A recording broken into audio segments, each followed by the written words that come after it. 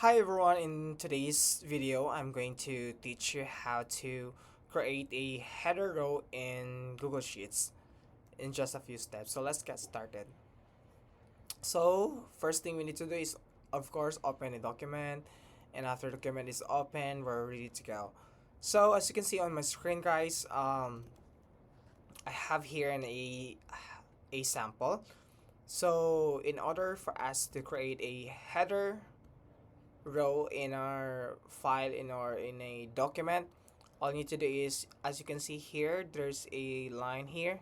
So all you need to do is to drag it down to the first row.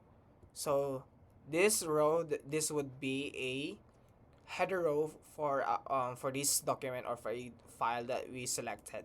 So if you scroll it down, okay, as you can see, no, as you can see, so the header row is not affecting. So okay, so I think we're good. So you can also drag it down, so there's no limit for a header row. You can put it also here. Oh no, so you can drag it down here.